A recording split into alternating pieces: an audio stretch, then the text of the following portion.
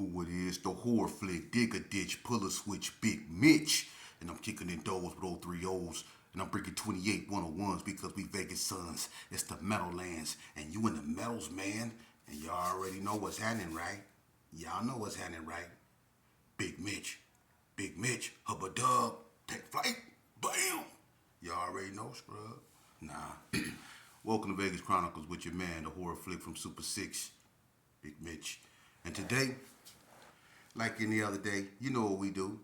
Actual factuals. Hey, y'all like how I bring y'all my intro? It's just straight raw, uncut. It ain't no additives, no preservatives, none of that. It's just me.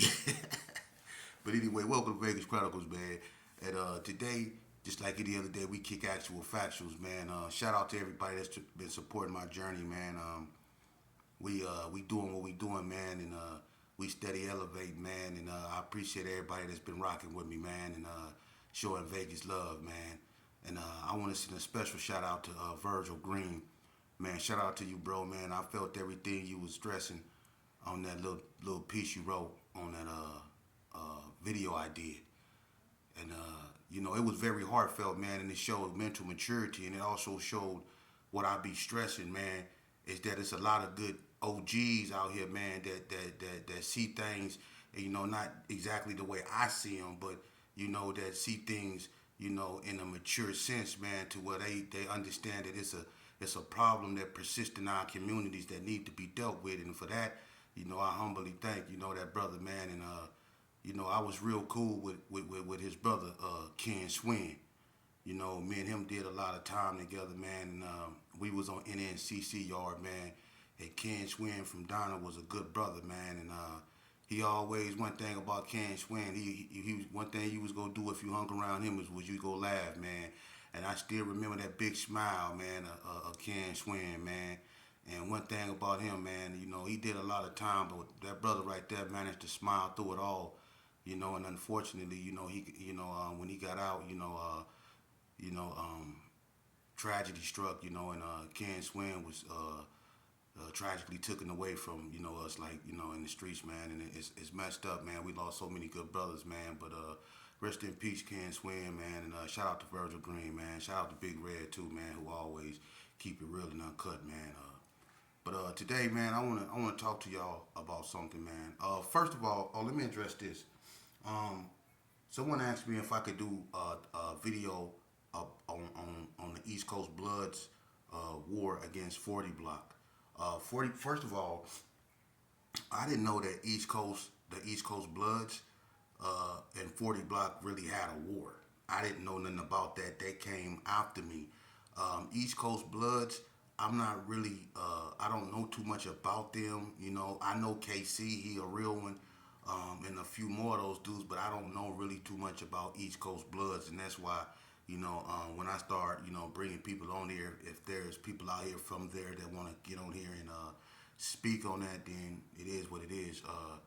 But I don't too much know really a lot about East Coast Bloods. I know a few individuals, but I really met those guys when I was incarcerated, you know. And as far as a war with 40 Block, if it started at El Dorado, it's an extension from, you know, the war that originated originally with the hood, because everybody remember the incident in the cafeteria, you know, with the hood and between the hood and 40 Block when Hefty Donnie from 40 Block lost his life, you know what I mean, and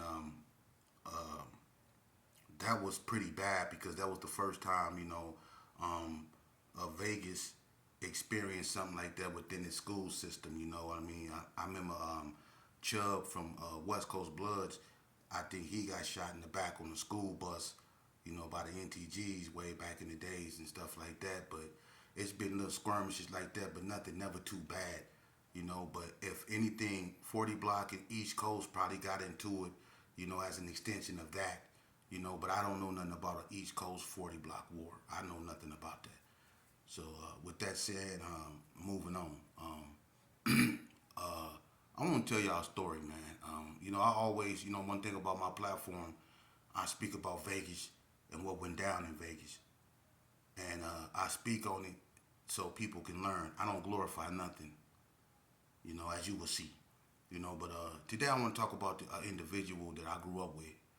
And I first met this individual, I think back in 1985, 1986, was in juvenile hall really, and his name was Marlo Thomas, and his nickname was Ice Dog. All right, when I first met him, he was a rolling 60. You know what I mean? And what made us close is number one, he was related to Bread and Big them. That was their first cousins or first cousin or whatever. But when I first met Ice Dog, he was a 6'0". And Marlo, in fact, was the first K9 because he was a part of that group of that clique of 6'0s when they broke off from 60s and became K9s and carry arms. He was a part of that first group. So Marlo Thomas was actually the first K9 to ever go to Elko.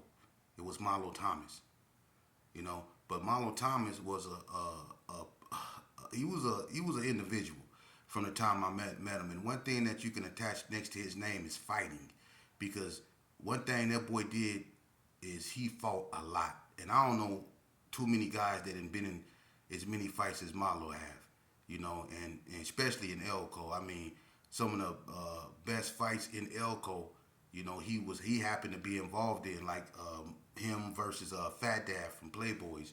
The fight didn't go his way, but it was two big dudes, getting down in the hallway, and that's back, in Elko back then. That's when you found out who you were from here. See, we still did this. This back in the '80s, we still did this, and he had a lot of fights up there. He had a fight with Spanky Pete, in the hallway. That was a legendary fight. He had a fight with Lonnie Lee, Smooth Rock from the hood. Ice Dog had a lot of fights, up in Elko, and he didn't whoop the cup of caseworkers up there too. He developed a reputation, you know what I mean? The dude, he'd get down, and Bread being his relative and stuff like that, he always tried to represent, where he was from and what he was about. Win, lose, or draw. One thing about Marlo, he was going to get down. He will fight you, and I remember one time, me and him, we put in some work. I did a video on that. Me and him was on a bike, and we went over there on Bluff, and we blew on some 60s over there on Bluff, and when we was coming back up the street, he not watching where he was going, and he trying to get away, and I got a gauge on my lap, you know what I mean, and he ain't paying attention to where he going, and he messed around and hit something in the road, and the bike went forward, and I fell on my face, you know what I'm saying, on the bike and thing like that, man, and, me and him, we got a lot of history. And even as we transitioned to the penitentiary, which is sad because I met him incarcerated, and even when we became adults, we reconnected, incarcerated, and he was always the same old dude putting in work. Marlo was something else, man. Everybody remember him. Well, Marlo, during his last time, when he got out, he left right when we was really into it with the California cats. He got out, and he got with some kids that he shouldn't even been with. I think they were like 15, 17 years old, and they went and did something and tried to rob a bar or whatever. It went wrong, and people were unalived, and Marlo was convicted of that, and he now sitting on death row. Yeah, he's sitting on death row. And the unique thing about that is that, he was trying to give his sentence back, and he came down to High Desert from Ely, and he kept getting into it with this certain CO. Her name was Miss Height. Everybody remember Miss Height that been to High Desert. She used to be Miss Sierra, and she became Miss Height when she married Sergeant Height. Now, he didn't call us, he already was on, death row. So he didn't care about catching assaults. So he didn't caught a couple assaults on her. He didn't threw food on her and stuff like that. And they actually used her testimony when it came for him to go to court, as a means. The prosecutor used, her testimony and what they was going through back there in the hole and the multiple assaults he was catching on her. They used that against him to rule against him, and he lost his appeal because of his violent encounters with that CO man, and he's still on death row. Marlo been on death row for almost 20 years. Almost 20 years. Listen to what I'm saying. He been on death row for almost 20 years. Y'all still think this a game? See, if you would have listened to everything I just said, you notice how I said he liked to fight. What a bunch of you youngsters out here love to do or think you can do. You think you can fight. See, we was doing that way back then. Marlo loved to fight. That's all he did was fight. Everybody that know him know that boy, that's all he did was fight. You see? And all y'all that's out here doing all that stuff, taking stuff from people, well, he did that too. As you heard in the story. He did that too. And you see where he ended up. He was with all that y'all with out here. And you see the way he ended up, and he been there for almost 20 years on death row.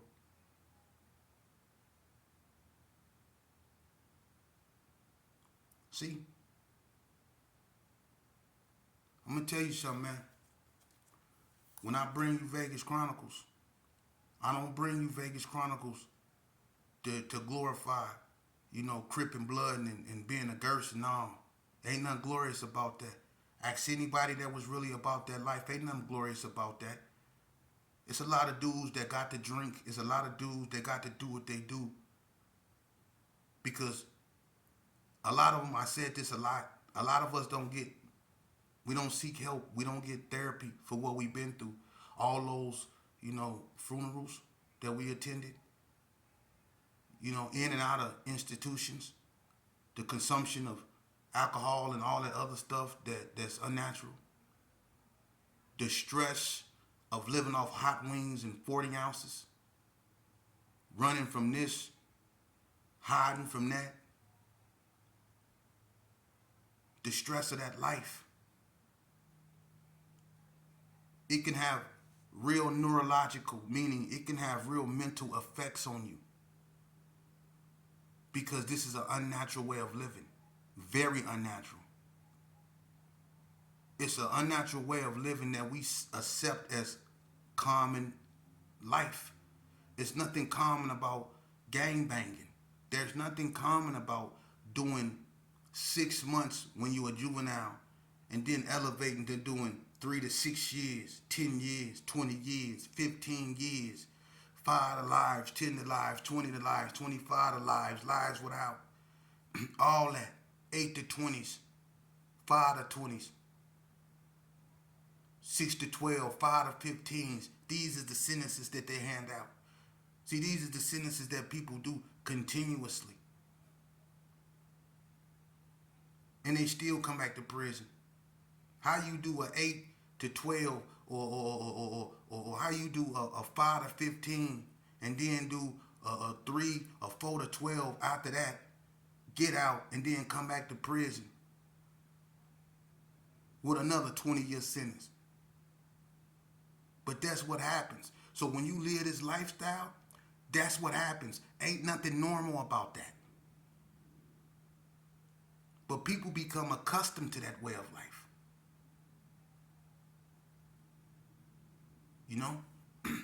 People become accustomed to that way of life, man. You know how many, and I'm not trying to speak for nobody, but you know how many dudes out here that's been in this game. Let me tell you something about, it's been some dudes out here in this game who have raised sons to grow up to be like them. But they're no longer who they used to be in the streets. See, they succumb to drugs. But they used to be a reputable once upon a time. But they no longer who they used to be. But they son coming up in the same game they played. And they son, he with the click banging stuff now because things have changed. So now the son on that click banging stuff. He claimed what his father claimed, but he also claimed his allegiance to something else, a clique. and his clique don't get along with some of his other homeboys that's a part of other cliques. See? And then his son mess around and do something tragic. You know, now they want his son. What he supposed to do? He not who he used to be. He didn't succumb to his vices, but he don't want to lose his son. But his son is messed up, and they out to get him. What he gonna do? It's some dudes that been faced with those type of choices, man. What he gonna do? You see? It's sad.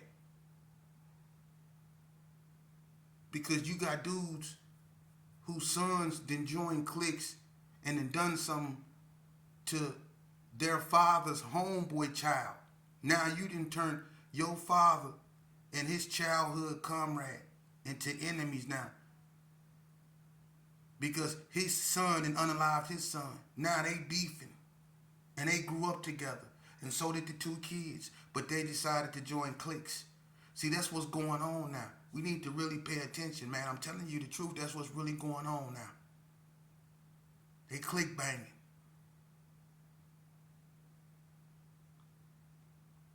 We losing our babies, man, out in these streets, man.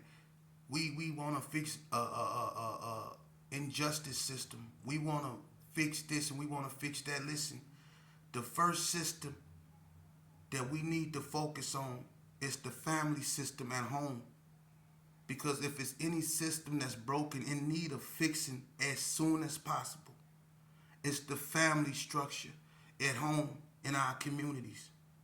Because the first form of authority that our children will ever face will be the parent. And if the children don't respect the parent, the children ain't going to respect the teacher. The children ain't going to respect the policeman. The children ain't going to respect the elder on the corner or the pastor. They're not going to respect themselves. They're not going to respect nobody. The first form of authority figure a child would know is going to be its parents. And it's up to us as parents to discipline our children and teach them self-worth, self-respect, to teach them respect for authority, respect for themselves first and foremost. It's up to us. So the system that we need to be focused on is the system at home. That's the injustice system that we need to be focused on right now before we be looking outwards towards something else. We need to be looking inwards at home. And we need to fix what's going on at home. Let's do that. Because we losing our children, not to no racial injustice system. We losing our children at the hands of other little black boys, black and brown boys. That's what we losing our children. Let's just be honest, man. You know, you got people that want to pacify what's going on and want to sugarcoat what's going on. Let's keep it 100. And then you got these fake, and I'm not trying to go, but look, these youngsters out here, I know what y'all up against, man. You got people like me that come up on here and they try to give you the real, and then you got these other dudes that you listen to that act like they really for the solution, but they got one foot in and one foot out. How you for the youth? How you trying to uplift the youth? How you trying to get the youth up out of their predicament? But at the same time, you still politicking over there in your hood, talking about who can come over there and who can't come over there and what's going on in other people's neighborhoods. That's the last thing should be on your mind. That's the last thing should be on your mind. Is hood politicking. You got these, and you know what? Shout out to SAG, shout out to the Hood Postman, shout out to Queen Marlena, shout out to my girl, shout out to everybody, man, that's out there keeping them positive. But some of these platforms, man, they need. I'm gonna be honest with you, man. It's straight, and they be capping. And I see why these youngsters is so messed up in the head, man, and don't want to listen to nobody, man. Because these dudes be trying to play both sides of the field. You know, they really in it to try to elevate themselves somewhere. They don't care about the youth, but if they can elevate themselves somewhere to make themselves seem like they got the cure, to make themselves seem like they know how to get the job done and how to get us up out of what, this state of stagnation. If they can make themselves appear to know.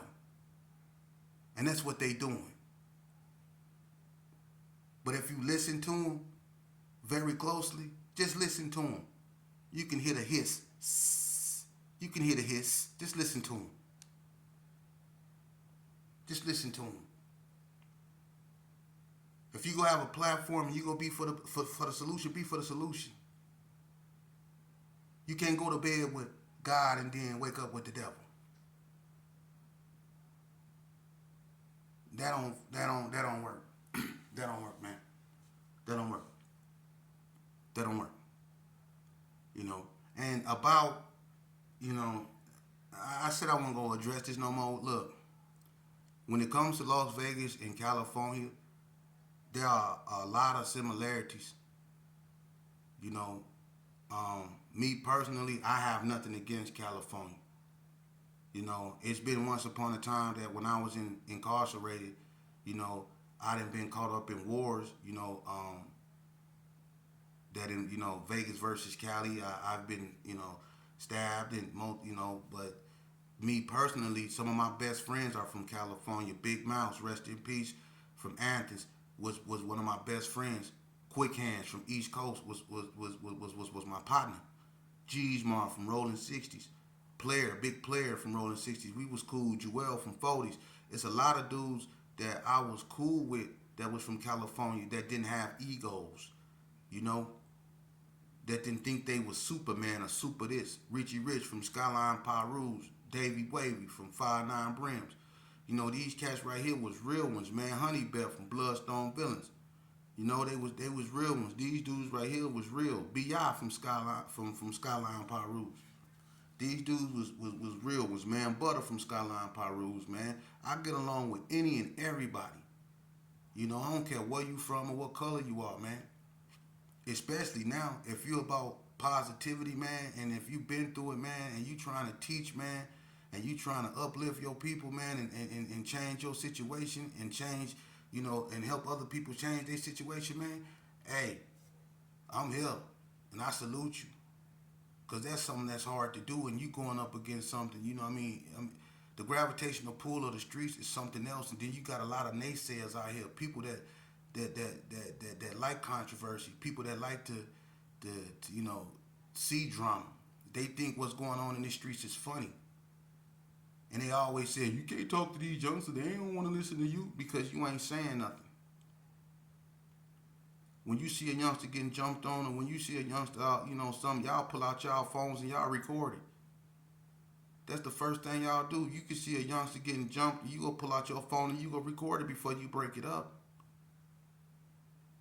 You'll record someone starving to death before you feed them. You'd rather record them starving to death. It's all a game to y'all, man. Until it's you or yours. Then it ain't funny no more. It ain't funny no more then. When it's you and yours. And if you ever join the game, you always find out that way. It's fun until it's your turn. It's fun. It was fun when I was out there jumping on people. It was fun when I was out there taking stuff from people. It was fun when I was out there being a nuisance in my community. It was fun to me.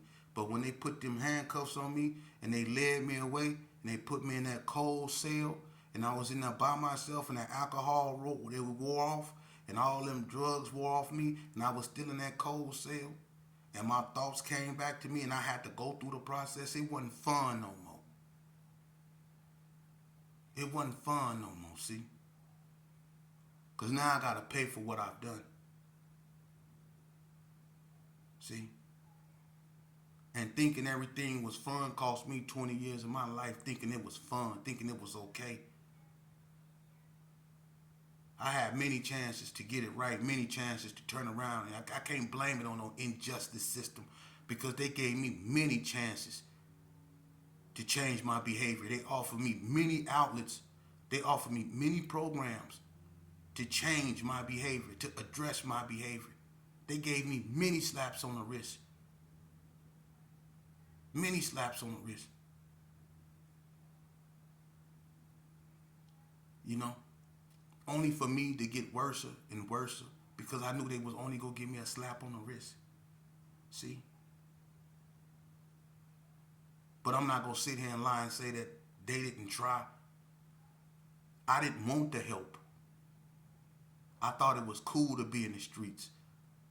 I thought it was cool being a so-called gangster. I thought it was cool to be out there jacking. I thought it was cool to be locked up because that's where you get buff. That's where you get your teardrop tattoos. That's where you know. I thought that was cool because that's all I seen, and I thought that was a way of life. But I could have chose to live different because I knew a lot of people where I come from grew up the same way I did, but they chose to live different. So I can't blame it on no racial injustice system. I'm a victim of bad choices. I'm a victim of my own circumstances. I'm a victim of the choices I made. I ain't no victim of no racial injustice system. I'm a victim of the choices I made. I chose to be a GPK. One of the worst ones. I chose to do that. I chose to take my mama through the stress. I chose to do that. And I'm dealing with the consequences to that.